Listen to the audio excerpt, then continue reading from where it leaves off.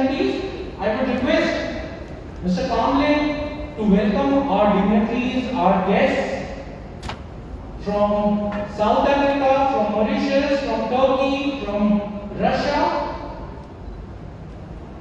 from Spain. Mr. Kamble, please.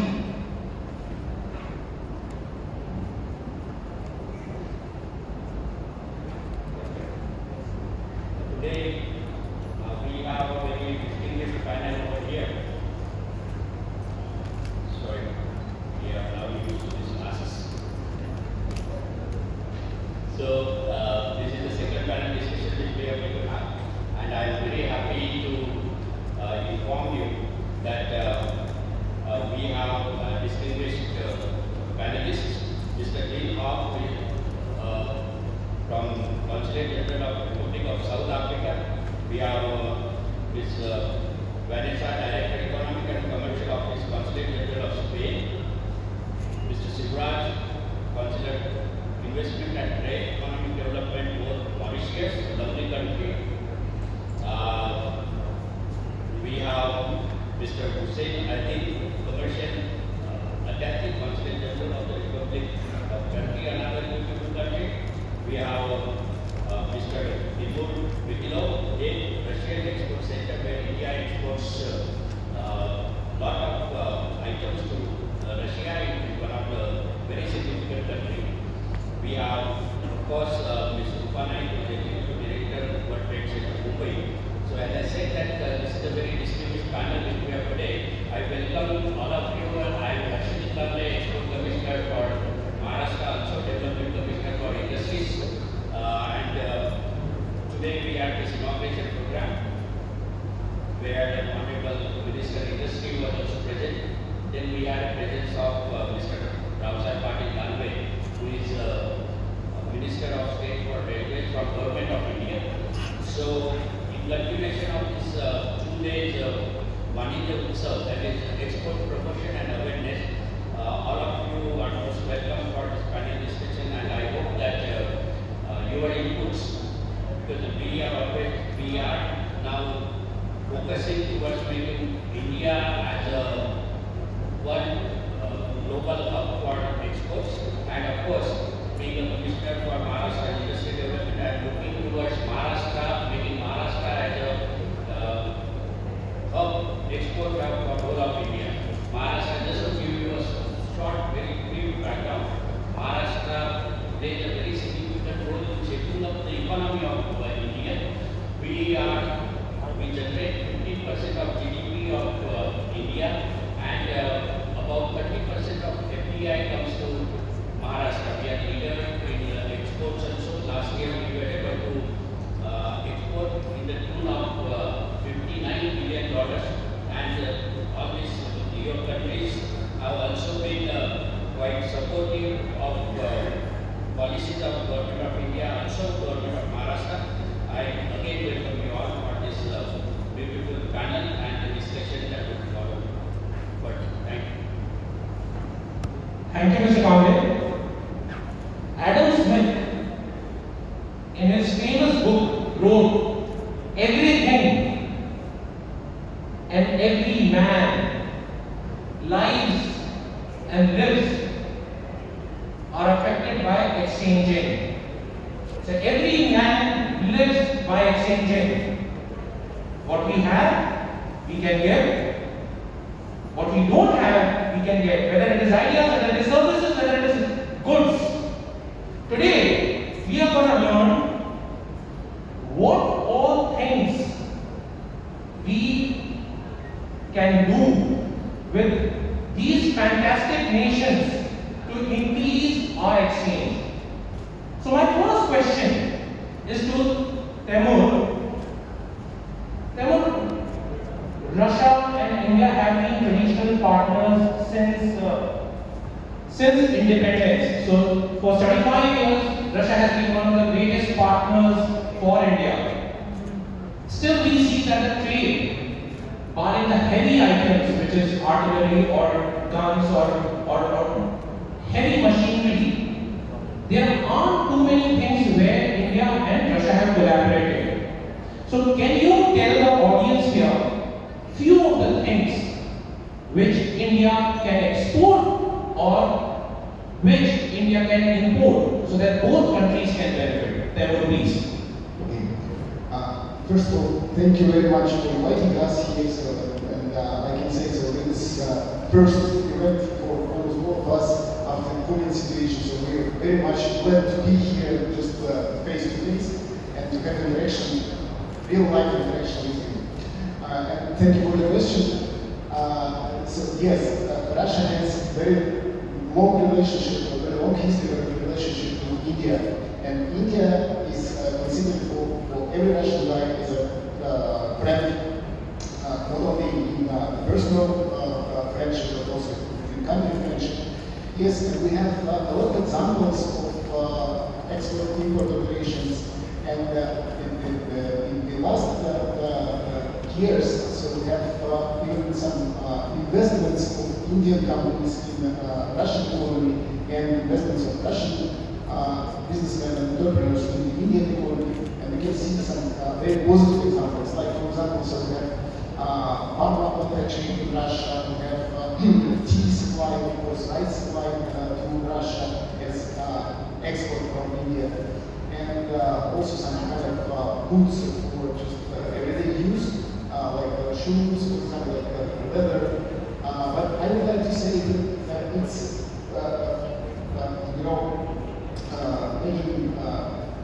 making my ideas to adoption. I can say very simple, two general, very simple rules to be successful in trade.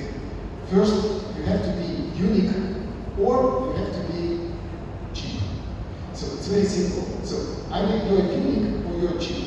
So, and you can sell anything, absolutely. So the same I tell to Russian exporters who would like to come to India. So you either have to be unique or have to be cheap. And another thing is to respect the country's law. So if you respect the laws and the tradition of the country, so you will get the success. So that's a very simple rule, and I think so you can apply this rule in practice. Thank you, Timur. So, ladies and gentlemen, if you have a pen and a paper, please note down. If you have to start exporting to Russia, there are three things which Timur said. One is, it has to be unique, it has to be cheap, and you have to respect the law of the land. Very, very simple. He gave some good examples: tea, rice, shoes, leather. If you have any of that, you can connect with the Russians and you can see that the exports will come through. Thank you, Timur, for this interesting input. Next question is to Huseyin. Huseyin is from Turkey. Turkey has such age-old tradition, customs, culture, something similar to India. And what do you think some of the low-hanging fruits which Indian importers or exporters can be collaborated with Turkey? Huseyin. Thank you very much. First, I hope this initiative will improve our bilateral relations between our countries. Thank you, Ms. Rupa, for your invitation again. So, when we look at the trade relations of our countries, Turkey has structured trade deficit in India, long-term trade deficit. There are several reasons, but the main reason Turkey needs to import from India, particularly raw materials and intermediate products, just to sustain our manufacturing capacity for the global markets. That's why we import from India mineral oils such as diesel oils and other related products, and iron and steel, car parts for our car industry, and chemicals and some pharmaceutical and rice from India. So, for any interested Indian company, they can look at the needs of manufacturing capacity in Turkey, because our companies have to import these items from India or from any other countries. From Turkey to India, there is very big opportunity particularly in food and agricultural items. So, nuts, dried fruits,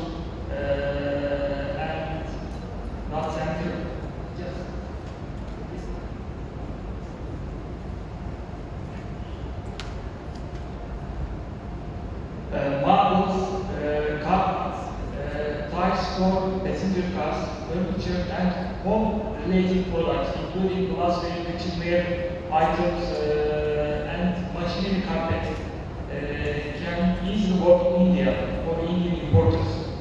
In addition, garment and apparel industry imported into India for upper middle class and high-end class can easily work because Turkey has a very successful textile and garment industry.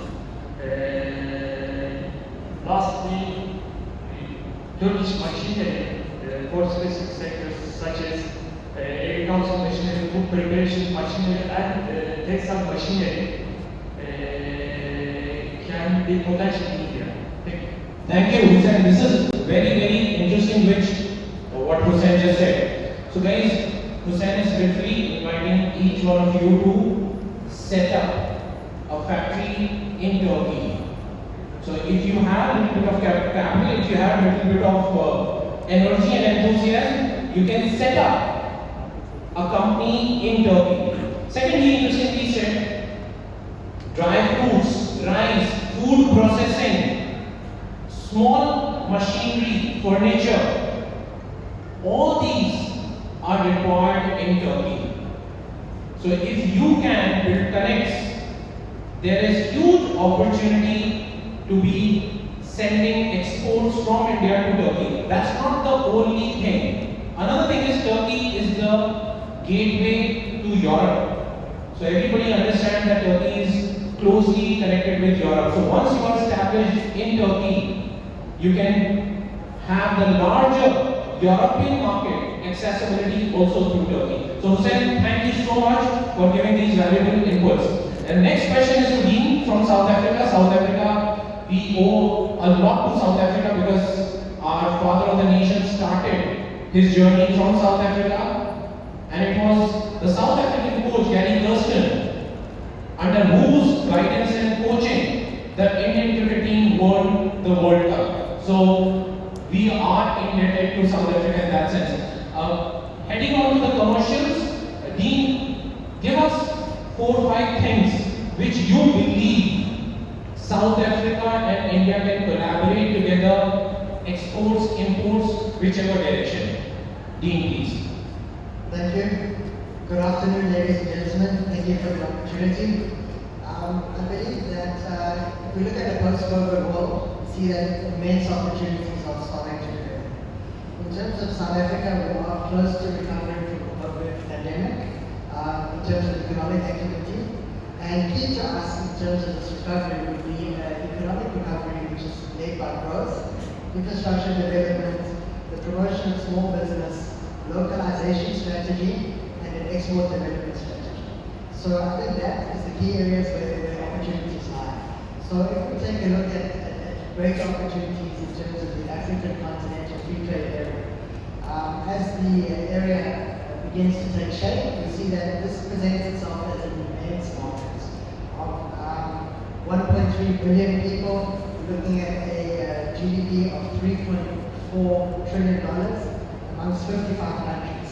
And key to the African continental free trade area is potential benefit and gain of $450 billion just through increased trade amongst African countries. We expect that by liberalizing or streamlining red tape and customs areas, that we should see a gain of 292 billion. So basically what I'm getting at is that manufacturing again and trading with Africa is key. We obviously like to position South Africa as one of the gateways into Africa. I believe there's many ways to look at it, either through partnership, but if we look at it from a perspective that Indian exporters are also manufacturers, then that's where the opportunity lies. And in terms of specific areas, we are seeing that the automotive sector in South Africa is making rapid strides and growing quite significantly. In fact, one of the large OEMs that has left India has committed to further investment in South Africa. So I think if you are in that particular automotive value chain, there are opportunities in South Africa and on the market. Other areas that we're looking to promote would be around defense. With India's immense defense spend, we feel that there's technology transfer that can take place from South Africa to India. We're also looking at automotive components. We are negotiating on additional protocols for different food items. So currently South Africa is one of the leading food exporters for oranges, citrus, other areas that may be of potential interest is wine. I understand that the market for premium wine and the culture for wine in India is changing. And we offer wine from a relatively affordable perspective to high end. I think that's some of the top headlines that I can mention now. But we're also very happy to engage and discuss one-on-one. Another area that could be looked at is collaboration with South Africa in terms of technical expertise. So if you're a small enterprise looking at entering into the African market and supplying to Africa, one way to do that is perhaps share IP or technology with the manufacturer in South Africa and then together target the rest of the continent and the Southern African market. Oh, very, very interesting perspective which Dean gave to us. Don't look at South Africa as a nation, look at South Africa as a continent. The African continent, which has a GDP of $3.4 trillion. And what Dean is telling us that Maharashtra, which is very, very strong in winery, you can export. Plus, if you're a small entrepreneur and if you believe that you need technology, so a technology collaboration can also happen with a South African nation. So whether it is auto components, auto parts or defense, South Africa is the road from which you can approach Africa. So very interesting perspective. Thank you, Dean, for sharing this. Next question to our European friends. Vanesa, Spain. So Spain has been, if one looks at 2 centuries, 3 centuries back, Spain has been one of the most sought after, one of the strongest nations, not only in Europe, but across the world. And Spain brings a lot of culture, a lot of technology. So let's hear from Vanesa how India and Spain can collaborate together. Which are the areas, what are the needs, how can Spain and India can come together? Vanesa, please.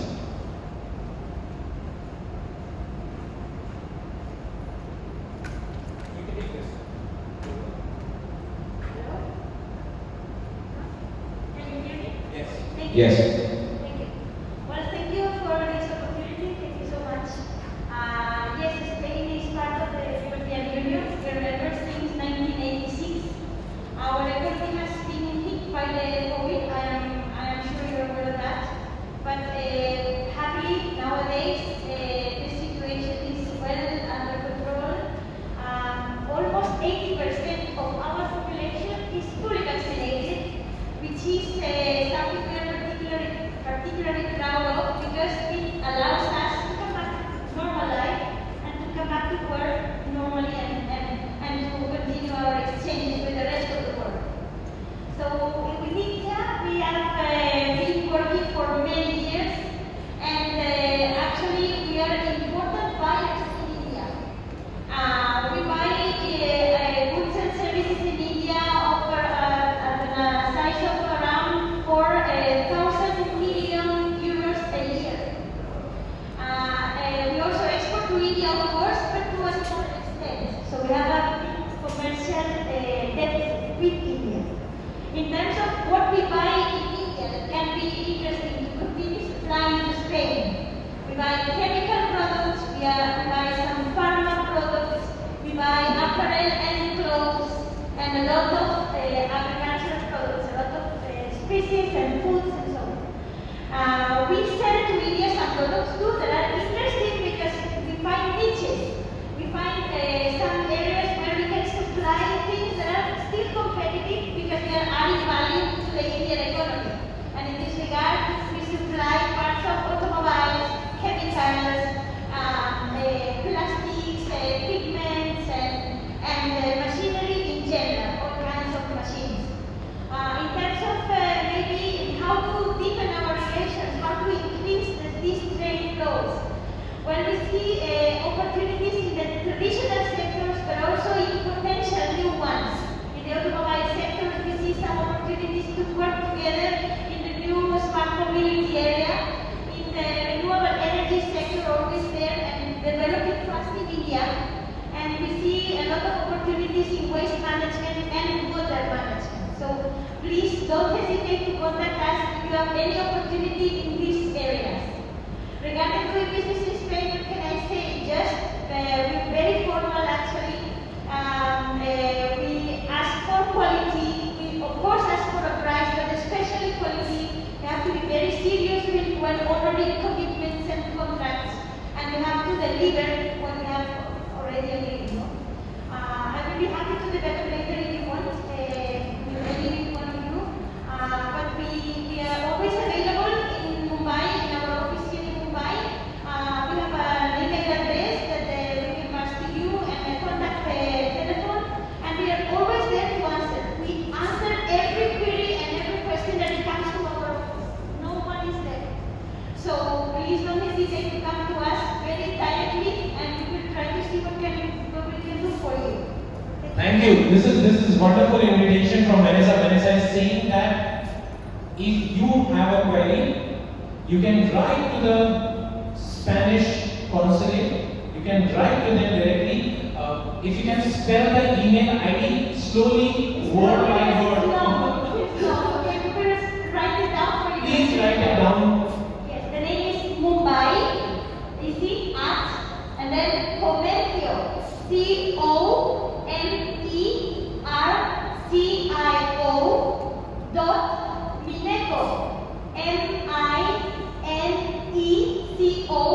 MINECO.es. I'm very sorry. You can so thanks so much, Vanessa. So Vanessa made a very interesting point that clothing, fashion, accessories is something which India has progressed on. If you can produce, Spain is willing to consume. At the same time, what we can learn from Spain is energy management, waste management, because that's, with our large population, that's something which we need to make sure that zero waste policy, which eventually will come into India in 100% of the entire country, and that's where Spain can help us immensely. So thank you, Vanessa, for bringing these interesting points. Next guest is Nundlall from Mauritius, and Mauritius and India share a common history. They have been very, very supportive. All our financial sector till some time back used to be through Mauritius. So we have huge ties, huge collaborative effort amongst us. So tell us, Nanda, what can we do from here between India and Mauritius? What are the synergies? What are the areas where we can get together, exports, imports, or even ideas? Thank you, Siddhartha. So, first of all, I would like to thank the World Trade Center, Rupa, and all for giving us this opportunity to be present here on this esteemed panel, along with the distinguished presence of Global Development Commissioner, Mr. Kamble. So, thank you. So, just before we go into what Siddhartha has requested, I would like to give you a brief scenario in terms of the trade, bilateral trade between the two countries, that is between India and Mauritius. Just like our friend Vanesa from Spain, Mauritius is also a net importer from India. So last year we imported nearly $400 million of products from India. So this was our trade from India into Mauritius. And again, our exports to India was almost negligible, around 13 million. That's it. Yeah. So less than 1/3 of our imports. So having said this, when you look at the breakdown in terms of the imports that we have been doing from India, one thing which is very important to mention is that Mauritius, we are an island, small market, 12 lakh people, no raw materials, only our brain is our raw material, our intellectual capital, that also we import a lot now. So, which means that whatever we have in terms of industrial production in Mauritius, the raw materials have to be imported. The equipment has to be imported. The machines have to be imported. So everything we are importing. Some of them are coming from India, others are coming from other countries. So, but very important, the industrial setup that we have in our country has enabled us to develop and today have a very strong industrial manufacturing base. What I mean by that, I mentioned that our market is very small, but we are export oriented. And this is where I believe when we listen to what the government of India has said in terms of targets, $400 billion of exports, which is, I think, very encouraging to the industry in India, and this is where we're looking at. So, in that aspect, I think what has to be looked at is that when India is trying to export, it has to be through partnerships. So, partnership is very important because when you have partners, whether it's our trade partners or investment partners, then it makes it easier for you as Indian companies to access markets and also access new markets. So by here, when you look at the partnership that India and Mauritius we have developed is, we have signed an agreement recently, which is called the Comprehensive Economic Cooperation Partnership Agreement, SECPA. SECPA currently covers two main areas, one which is trading goods, and the second one is trading services. So under trading goods, we have, in terms of preferential market access, it is the duty-free, reduced duty, or direct rate quotas, as we say. So under this agreement, India has offered Mauritius 615 tariff plans for imports into India and the SECPA, so through this preferential access. That's one thing. Similarly, Mauritius has offered 310 tariff plans for exports from India to Mauritius. Now, when I spoke of partnership, what is also very important is when you look at Mauritius, when I said it is a small market, but we have preferential market access today to around 70%, 70 of the world population, which includes the European Union, the US, UK, China. We have signed an FTA with China, with India, SECPA, Turkey, Pakistan, and also Africa, like my friend Aydin said in terms of Africa. Now we have the Africa Continental Free Trade Agreement. But prior to the AFCFTA, we have the SADC and COMESA trade protocol that allows duty-free access into Africa. I'll just give you one example. Maybe my friend Lee might not be happy about it, but I'll just give that. You take the example of shirts, for example. If you produce a shirt in India and you export to South Africa direct, made in India to South Africa, there is an over 40% import duty for that shirt made in India. The same shirt, you make it in Mauritius, made in Mauritius, you import it to South Africa, so you export it to South Africa, it is duty-free. So immediately you can see the duty advantage that you're getting. Similarly with the European Union, right? So I think this is very important. I said that, of course, I'm speaking about shirts because we are very competitive in that area. When you look at the competitiveness of nations, it's already competitive in that area. So this is where, in fact, we have developed our market. Today, South Africa has become our #1 market in the world. About 5-6 years back, they were nowhere in the list. But we have been able to develop that market. So that's very important. So this is actually the message that I'm sending you is that look at partnerships. Through partnerships, you'll be able to access a wider market. I'll stop here, maybe we'll take it further. Thank you. Thank you, Seewraj. So, very interesting perspective which Seewraj Nundlall brought in, saying that even if you have a small rep office, whether you manufacture in India, whether you manufacture in Mauritius, the market which is available at a relative cost, and I'm bringing Timur's words, it has to be cheap or it has to be unique. So, if you want to make it cheap, which means that you have to reduce the duties, you have to reduce the government levies. And that's what Mauritius brings to you. You have a small unit in Mauritius, have the tag of exporting from Mauritius, the world will be yours. So thank you, thank you. Next is to Mr. Kamble, and Mr. Kamble has a comment to make. Thank you, Mr. Seewraj, that's very nice. Actually, and in Maharashtra, we have a lot of textile units.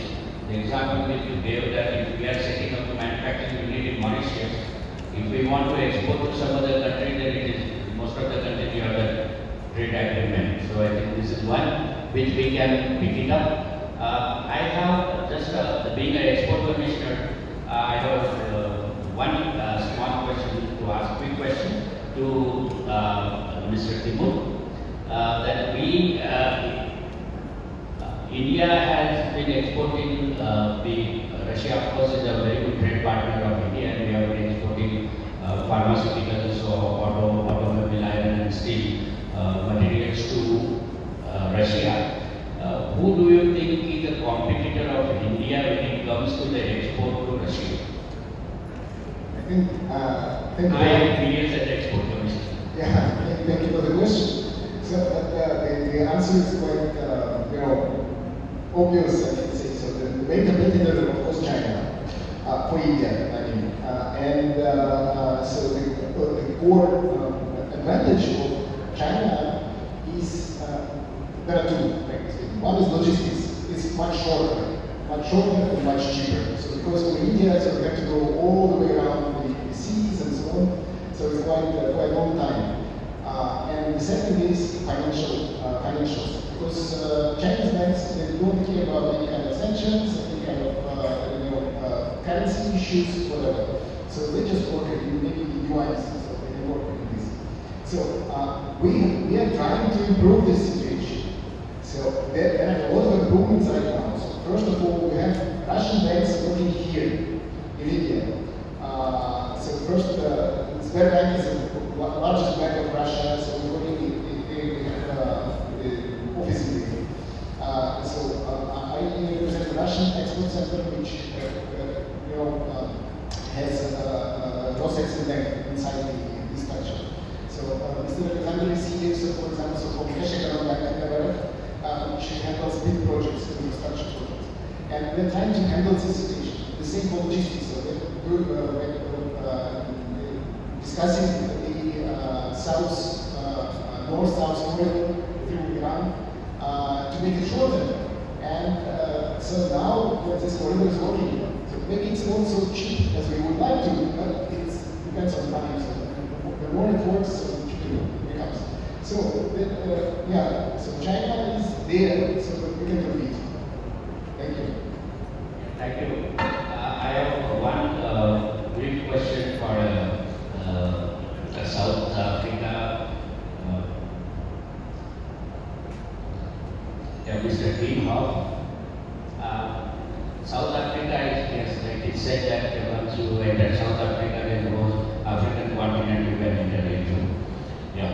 So looking at this wanted position, and we are of course doing a lot of trade when it comes to pharma products or gems and jewelry product, finished products as such. So do you have any kind of incentive policies for our units to go and manufacture there? Yes. Thank you. Yes, we do. So, depending on which sector of the economy you actually invest in, there's sector-specific incentives that would encourage investment. The other incentive would be around the localization strategy. So, by producing in South Africa, you deem the local product, and you can then participate in government tenders. And then in terms of accessing the African continent, you'll find that South Africa adheres to very high international standards. So by having your products manufactured and accredited in South Africa, that standard will be recognized in Africa. And then in terms of soft incentives, non-financial, you'll find that the infrastructure in terms of rail, road, ports, airports, financial systems is world class. So that's also another facilitating factor in streamlining trade with the rest of the continent. You may find that we have high standards and they require a lot of documents to be submitted, but at the end of the day, the market is there the opportunity is there, and once you can adhere and meet those standards, you will reap the benefits. Thank you. Actually, Maharashtra has a lot of mining activity that is going on. Okay, so that is one sector which we as the Export Commissioner are looking at for African continent, South Africa actually. Yes.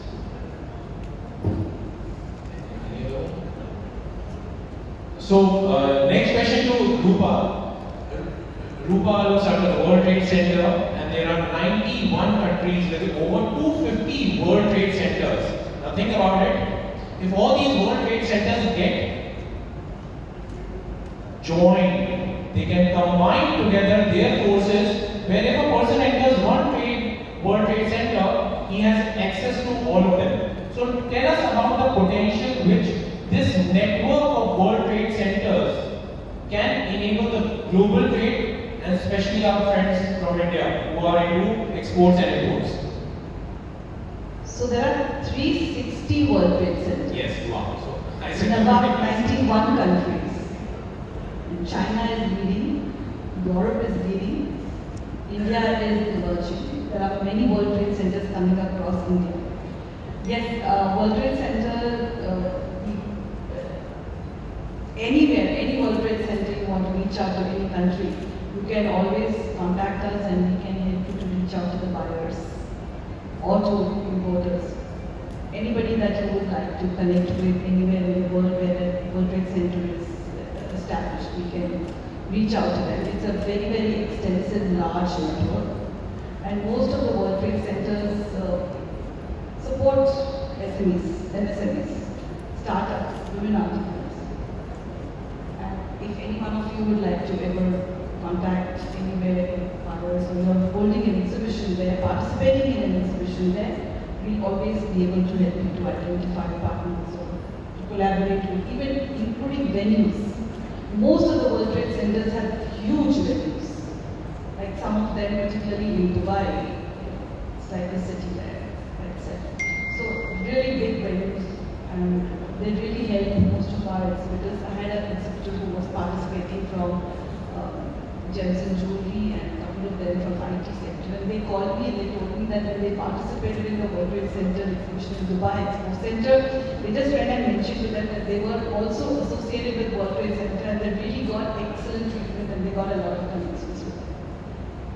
Wow, so this is phenomenal, because what she's simply saying that you can reach to 91 countries just through this World Trade Center mobile. So thank you, Rupa, for this. Our next question, Timur, is a few things which people should keep in mind while building relations with people in Russia. Certain do's, certain don'ts, how to build relationships, because ultimately buying and selling does not happen only commercially, it's people to people, right? So what should a few things people should keep in mind? Timur. Yeah, thank you. Very nice question, actually. Because you know, it's really important to establish the relationship between people, and all the trade, not just because of it's not just about the money, but also about the relationship. And establish the relationship, of course, it's the main task, and the most important thing is to respect the partner. That what I'm telling all the time to our Russian exporters who would like to establish a relationship with India, I say, guys, Russian guys, you have to understand Indian way of thinking. So you have to respect the traditions. You can't go with such products like, for example, cow meat. So it's not possible. So it's okay. So or for example, I don't know, maybe some other things which are not acceptable in India. So that's very simple, but it's very important. And the same, I can say from India to Russia, when you come to Russia, for example, so don't think that all the Russian people are drinking vodka. So it's not true. So we are not in Hollywood movies. We are not living other realities. We are normal people, so we just have families, so we have got some demands of normal people. So that's absolutely the same. Like here, don't think that it's always old, or we have some bears on the states, so it's not true. So just try to understand the traditions of the country and try to understand the laws, of course. So it's also important. So it's always on the laws. And so what I would like to add more, so you can always ask us, for example, like so we're government structure, Russian exports was created especially to support export-import operations between the countries. I'm responsible for India, but we have 40 representatives in 14 different countries, so just to help people to establish such kind of relationships, so which are on a personal level. So you can always refer to me or to our organization, and you also can refer to the embassy of India in the country, like Indian embassy in Russia, for example. They have a commercial link, and they're very much helpful for Indian guys, for Indian exporters to establish relationships with people in Russia. So just use these institutes which are created by governments. So our governments finally, so they understand so that we have to do the relationship, and they help us help operators, help people, so just to do the relationship. Just use these instruments and these tools, you will get success. So 3 very important things Timur said: give respect, get respect. Second thing he said is focus on the infrastructure which already exists. So seek help. Seek help. If you are in trouble, and Russians are very, very helpful people. And third, don't generalize. There are good guys, there are bad guys in every country, in every nation. Don't generalize. Thanks, Timur, being so specific. Huseyin, same. So certain do's and don'ts in Turkey, why you are in Turkey, and how to build that connect with Turkish people. Thank you. So first of all, I would advise to make your own due diligence before starting a trade relations with your partners. And our office is based in Mumbai, and we are open to help you to check the basic information on your potential trade partners. The other thing, for due diligence, we always advise not only for our Turkish exporters to India, but also Indian importers from Turkey. They can connect us and they can check the background and profile of their partners.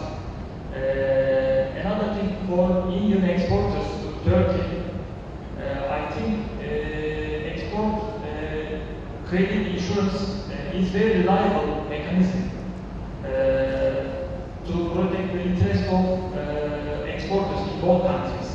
In this way, due diligence is being done by exit banks or insurance companies. So it is very important. And another thing, before connecting with our companies, we always tell Indian importers, Turkey is not the cheapest country to start any trade relations. Turkey can manufacture the same quality at European level, European quality. So you can find the better quality at more affordable price than any European countries, than the US. But we are not the cheapest one. So you may keep in mind, because when we get some inquiries from Indian companies, when we connect them with Turkish companies, in the end of the day, our companies can easily say, okay, so they are looking the cheapest product from our country, but we are not offering at this price level. So, thanks, Huseyin. So Huseyin said very important thing. Please do your due diligence before you enter the Turkish market. They may not be the cheapest, but they are of very, very high quality. So that's number 2. And number 3, which he said, use the credit channels, because credit channels enable you that you are not duped. You're putting in your hard-earned money, you're putting in your effort, energy, nothing should get lost. So use the credit channels. Next question to Dean. Similar question, not only about South Africa, how to deal with Africa, because you are the gateway to Africa. So, do's and don'ts.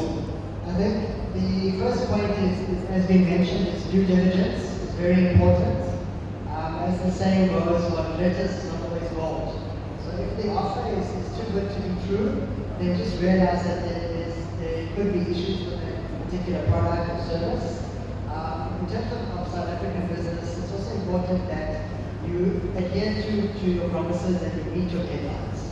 So if you promise to send a product in 30 days, I think it's very important that you do adhere to that if possible. If not, communicate. Otherwise, you can damage the relationship.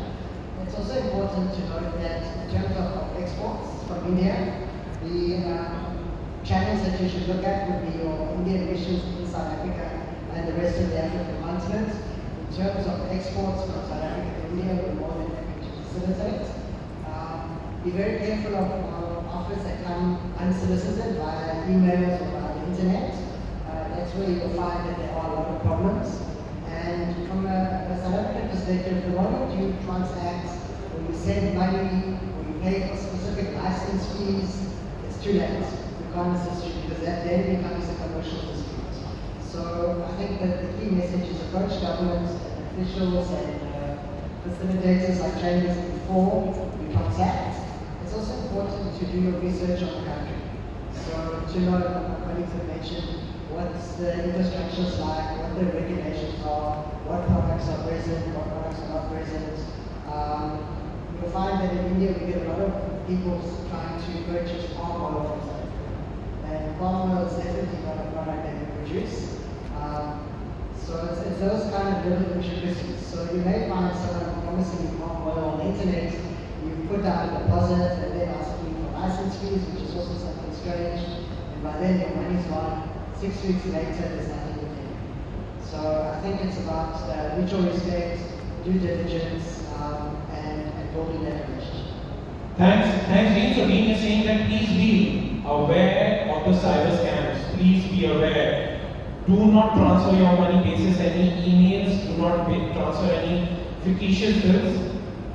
Don't engage with the intermediaries directly. Approach the legitimate party or through the government channels. Maybe a little slower, but ultimately you are safe. Because if you don't do this, the challenge will be your entire money is lost. So thanks, Dean, for bringing this. Vanesa, few things which one should keep in mind dealing with Spain and with Europe in general. Vanesa. Thank you very much. Well, first of all, I try to also really check what we have to offer, because sometimes maybe you will have this idea that everything is going to be expensive, maybe not competitive. You won't find what you have in mind. Please check, because our country produces everything. We have a fully diversified economy, and we are actually very affordable. Of course, in the context of being a country in Western Europe, no? But we do have interesting things to offer, and we are used to doing business with India. So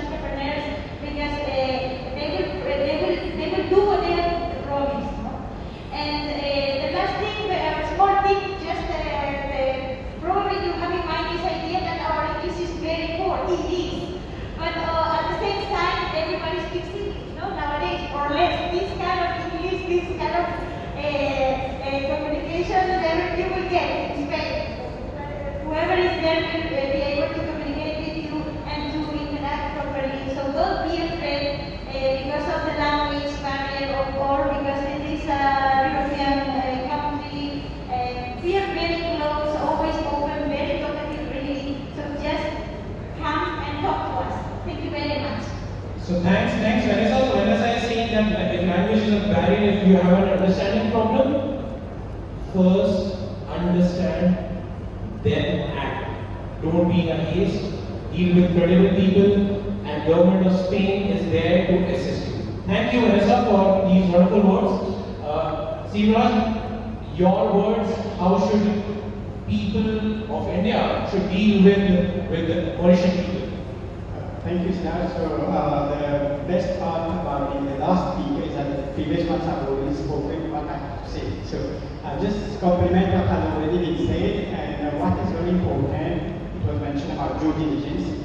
So there is also one thing that I can call KYP, that is know your partner. So you have to know your partner. We have KYC in India. Here we have KYP. Know your partner. Wonderful. So before you start engaging in any deal, any transaction, you have to know your partner. Then comes the trust out of that partnership. It's very important that you are able to trust the other person, and the other person is able to trust you. And here one thing which is very important is that when you have developed that trust, you make sure that you also deliver on your promise. Meaning that if you have said that you will deliver this product of specific quality or specific characteristics, make sure that the same product is being delivered. Because we know that in India there is sugar, of course, right? And there is also this Chalta mindset, which will not work in the international market, in the export market. So you have to ensure that you are delivering that promise. If you deliver that promise, I trust you, you will have a long-term relationship, and that relationship will be successful for you and for your partner.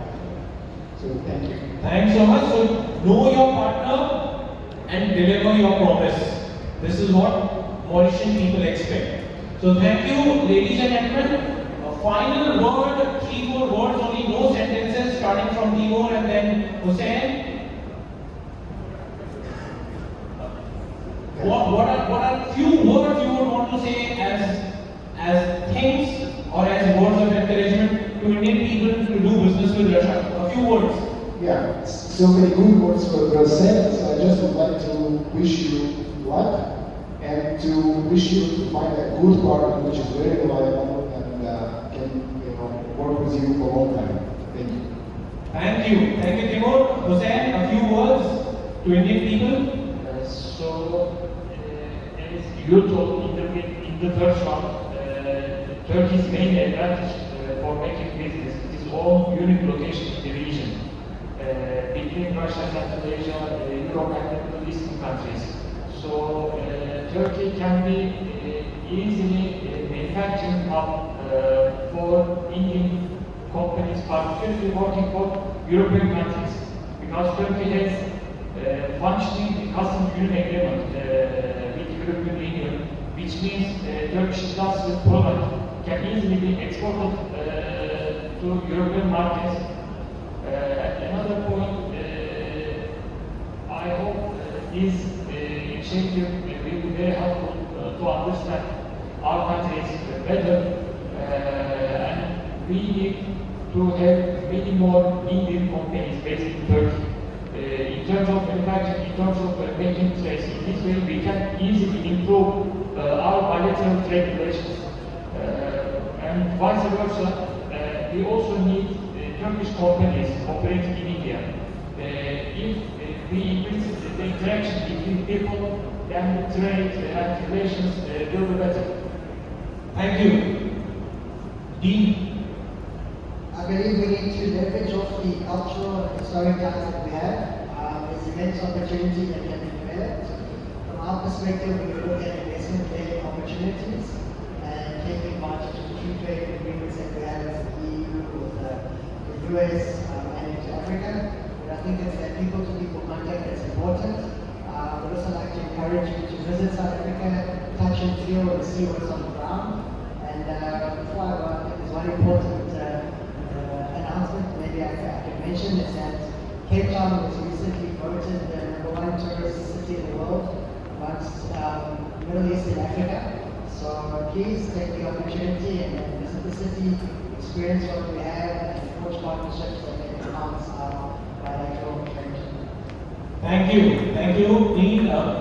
Vanesa, few final words. Yes, thank you very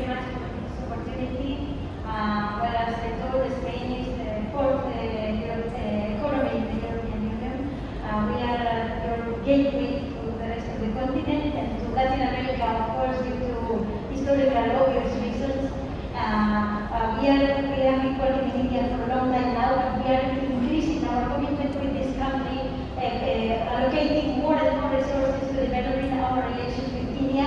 Let's work together and let's grow together. Let's find sectors and opportunities for both countries, India and Spain, where we can continue growing together. Thank you very much. Thank you, Vanesa. Seewraj? Okay, so if you want to think about opportunities and develop a win-win opportunity situation, think of Mauritius. That's one thing I would say in terms of business engagements. The second point that I would like to point out is in terms of the cultural affinity between India and Mauritius. So Mauritius, we are a population which is 70% of Indian origin. So when you come to Mauritius, you're sure to find almost Indians almost everywhere or something. And then the second part in that is that make Mauritius your home away from home when you're doing business or you want to do business or investment or trade. And I would also like to thank again World Trade Center. And I would like to mention that it was mentioned about the 360 World Trade Centers around the world in 91 countries. In Mauritius, we don't have a World Trade Center, but we have developed an excellent rapport, an excellent relationship with the VTC Mumbai. And if anybody wants to do business with Mauritius, we are more than happy to collaborate and associate with you. And we also welcome you to visit our beautiful country, not only for leisure, but mostly for business. Thank you. Thank you. Thank you, Seewraj. Thank you, our guests. So ultimately, remember, exporters and importers, one final thing. Whatever thing you bring, the value of that thing is what you bring. So essentially, remember that what you are trying to import or export, understand and then do it. Thank you, our guests. Thank you, ladies, lovely ladies, and thank you, gents, for giving us such good words of wisdom. Truly our pleasure. We hope that India will collaborate with all your countries and together we shall progress. Thank you.